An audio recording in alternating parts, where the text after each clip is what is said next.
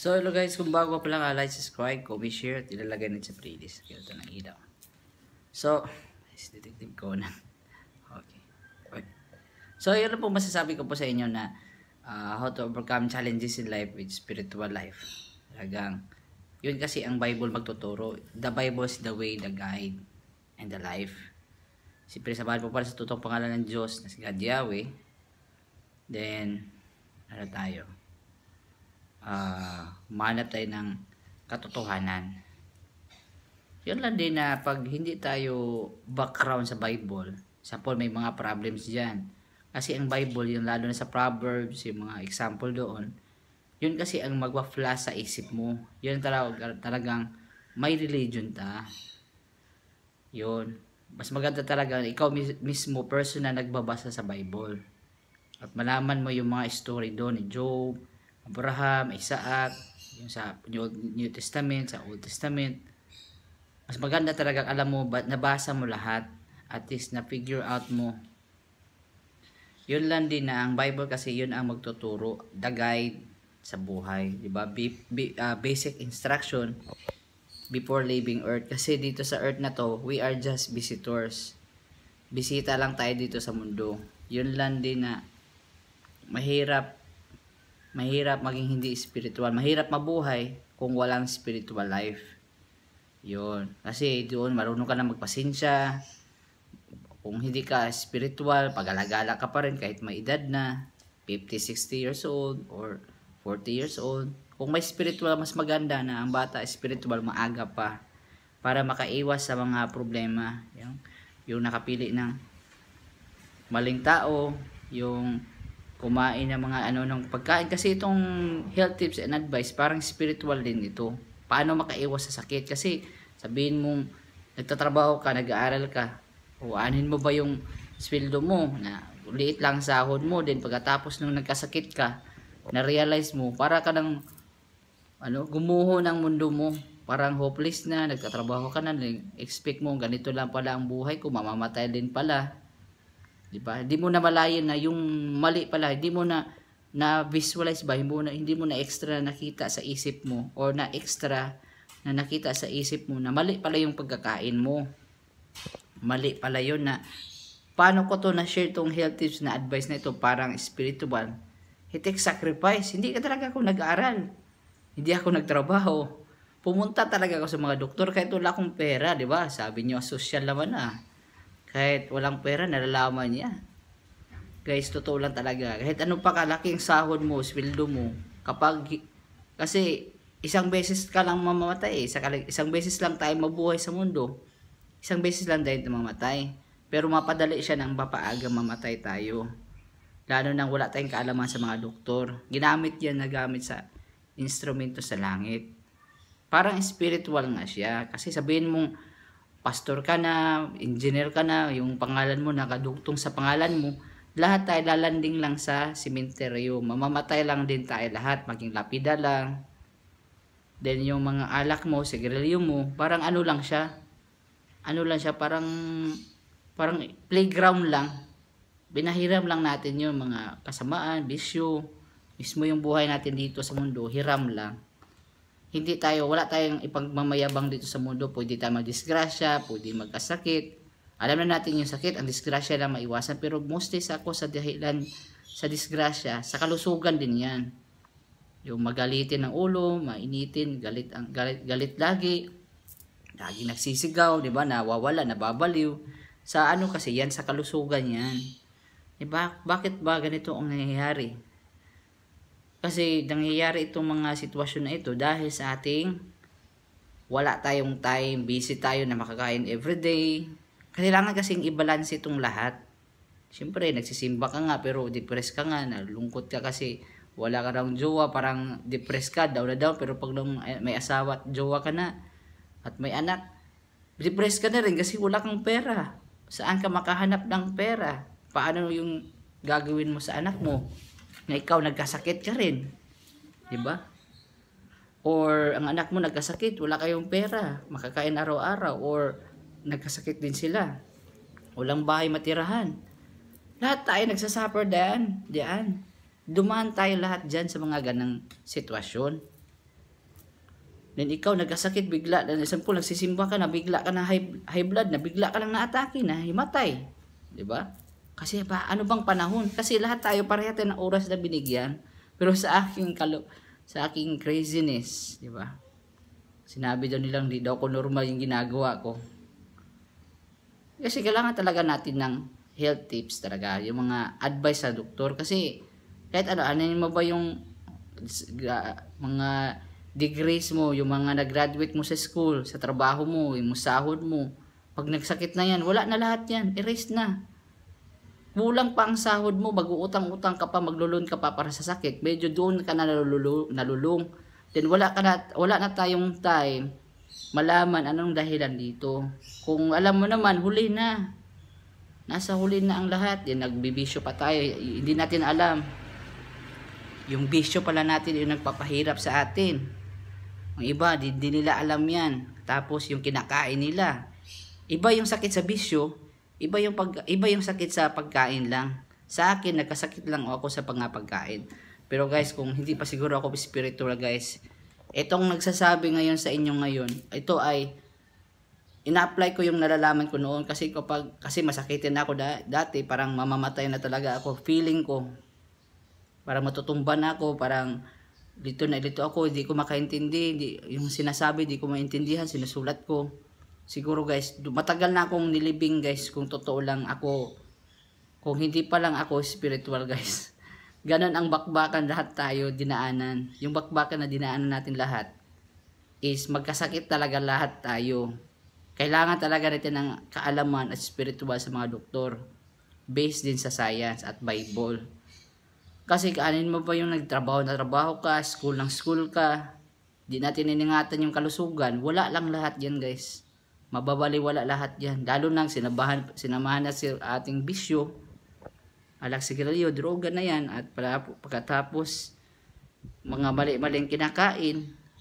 Oo, busy nga, nagtatrabaho nga, malaki nga sahod, pero nung nagka-steady na, kahit sino na lang, hindi spiritual, ang Bible, yun ang gabay natin, pero yung Bible hindi siya sapat. Kailangan pa natin ng dagdag kaalaman sa mga doktor, sa medical at saka sa alternatibo. Kailangan natin sila. Kailangan ko, ikaw. Kailangan natin sila. Hindi tayo na nabubuhay na sa Bible nga, naniniwala nga tayo sa Bible, may religion nga tayo. Pero sabi ng doktor, hindi yan totoo. Wala tayong time sa kalusugan. O makikinig man lang sa doktor, wala tayong kaalaman. Sabi na nila ng doktor, magaling pa nga tayo mag-repair ng sasakyan. Pero mismo yung katawan natin, hindi natin alam. Mali pala yung magkakape ng maaga. Parang guilty sin advice na itong sinasabi ko, no? Spiritual, no? Yun lang sinasabi ng doktor, guys. Nakikinig ako doon. Hindi ako nagpapadepress o nagpapadala sa hirap ng buhay na walang pera, walang trabaho, walang school. Ginugol ko yung panahon ko na mag-aral sa Bible at mag-aral sa kalusugan at being spiritual. Yung panahon na down talaga ako sa buhay ko, doon ako humugot ng lakas kang God Yahweh. Sa panahon na ako lang nag-iisa, walang suporta, kanya-kanya lang yung pamilya ko, nakitira lang ako. So doon pa yun, 2013-14, galing sa Cebu. Lumanda sa maganda ang buhay, bumagsak na naman, pangat-angat naman. Parang ganun lang din ang buhay, parang roller coaster. Yun lang din na hindi natin masasabay. Na nag-aaral ka na, grabe yung school mo, grabe mo na mga awards, din bigla ka lang na nalaman na stage 4 cancer ka na pala, ilang buwan na lang. Di wala din sa yung malulungkot ka rin. Sabihin na ng ibang tao na yung sabi na ng doktor ng ate ko na naiiyak na yung ate ko, na sabi ng doktor, ilang buwan na lang ang buhay mo, mamamatay ka na. Nawala lang pala yung silbi yung mga trabaho at pinag-aralan natin kung ganun lang din ang ending natin, di ba? Hindi natin ma-enjoy yung pera natin. Supposed to be na bibili ng tamang pagkain. Maybe it's the choices. Maybe it's the kaalaman natin, yung belief. Kasi kung sabi ng ate ko, bakit ka maniniwala? Di ba? Tignan mo yung mga kambing doon, mga baka, may nag-cancer ba na high blood? Di ba? Si Garden of Eden. Di ba? Kasi depende sa mindset yan. Ang ginawa lang ng ate ko, kasi sabi daw naiyak na daw siya, pero buhay pa nga siya eh. Ilang buwan na lang daw sabi ng doktor. Sabi ko, tignan mo yung pinsan natin, buhay pa nga hanggang ngayon eh. Sabi ng doktor, ilang buwan na lang daw siya. Mamamatay na daw siya. Pero ang totoo, hindi naman eh. Iwasan lang yung mga karne, yung mga gatas, at kumain ng apple. Na-adapt na rin yan sa medical, guys. Yun lang din na iwas din sa bisyo. Yun lang din na hindi natin masasabi. Time can change. Pero siguro kung mali pa siguro ang ginagawa ko dati, baka matagal na akong patay, guys. Matagal na akong nilibing. Nakasulat ang pangalan ko sa lapida. Pagkatapos, after 5 years, tinanggal yung lapida, tinanggal ang buto at yung mag-unboxing ng sementeryo, yung mga libingan. Kawawa kaya. Wala akong kalaban-laban eh. Kung hindi pa ako spiritual, guys, hindi ko makikita yung panahon ng sitwasyon. Lahat ng nangyayari at sitwasyon. Baka nadadala lang ako sa problema sa buhay, yung mga challenges. Sample lang, wala akong pera oh. Pero hindi ko rason yun ang kahirapan na yun, mga difficulties na yun, na maging masama. Yung depressed na ako, walang pera. Imagine mo yun ha, estudyante, walang pera, walang love life, walang trabaho. Kasi nagkasakit ako eh. Ano bang gagawa ko din ng pamilya ko? Hindi din naniniwala sa akin noon. Diba? Saan ako humugot ng lakas, guys? Saan ako nag-survive? Hanggang Yahweh lang talaga sa Bible. At nag-aral ako sa doktor.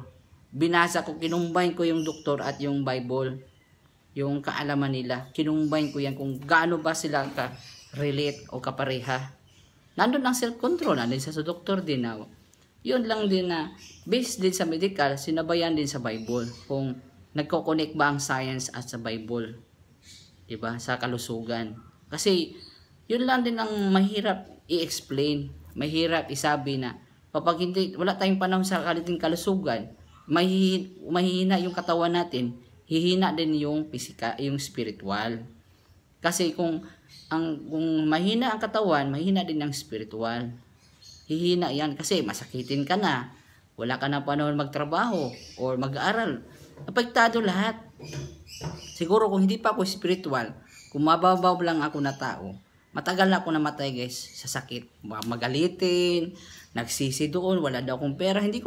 Doon ako naggawa ng example ni Job, ni Job, na nalungkot na wala na sa kanya lahat. At least mayroon tayong sinimba na langit. Hindi na, ang iba kasi pag may dumaan na problema, mabuti lang tumawag ng God Yahweh na I love you ya sa mabuting panahon. Pero pag dumaan ang problema sa kanila, parang nababaliw na sila. Di nila alam anong gagawin. Stress na stress sila. Siguro pagsubok lang yun, guys, na yung mga pagsubok na yun ang pagpapalakas sa atin. Yun ang testing. Di ba? Then yung sabi din ng Bible na nagkasakit ka, titignan mo yung Bible at yung kalusugan. Iisa lang sila. Vegetarian ang sabi ng doktor. Ang sabi ng Bible, hindi siya sinabing fruitarian at vegetarian agad na direct word. Pero prutas ang kinakain nila, guys. Si Adan at Eva. Sa Garden of Eden, tignan mo si Genesis 1 dyan. Yung pagkatapos ng gawa ng tao, puro sa Garden of Eden, garden nga siya eh. Puro mga kahoy, guys, puro halaman. Yun ang kinakain nila, wala silang damit, hubad sila. Kasi hindi sila busy nun na mga pero dahil sa ating panahon ngayon na naghihirap tayo kasi marami tayong nangangailangan. Babayarin yung tubig, babayarin yung kuryente, o mabayarin yung pagkain na kinakain mo. Ganon din siya, guys, na parang kung uusapin natin yung mga out of this world na mga topic, ganon ang totoo, ang reality.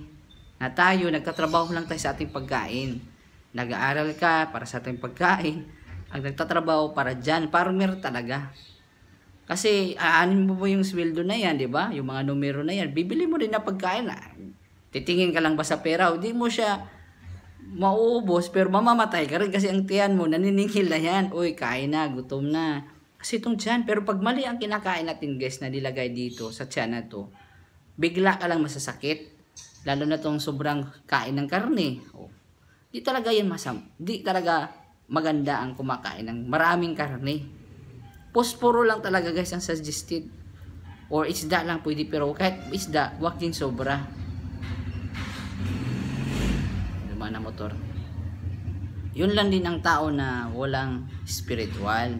Hindi mo ma-imagine, di mo makikita o mapelikula sa isip mo ano ang nangyayari sa buhay mo, paligid. Kaya kung mababaw tayo na tao, galit na ako sa pamilya ko, bakit ako binabayaan, ganito, pero hindi ako naglilikramo.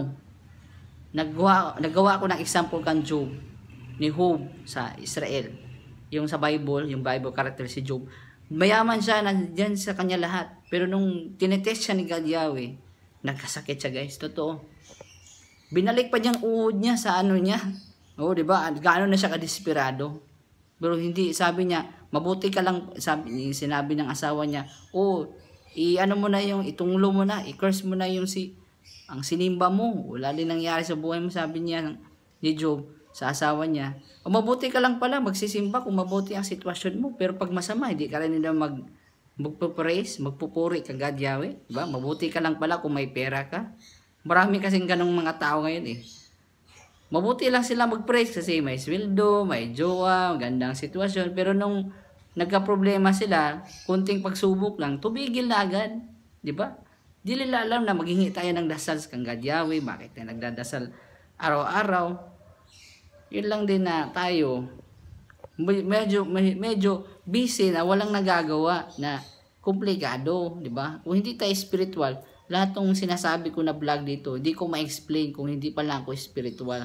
Kung hindi ako mahilig mag-visualize, mag-imagine sa mga nangyayari at sitwasyon, kahit yung pagpapaliwanag at pag-explain, hindi din madali yan. Mga words na gagamitin, kahit sa YouTube, itong pag-explain, ako, binabantayan na lahat yan guys. Sa like, subscribe, share, delivery.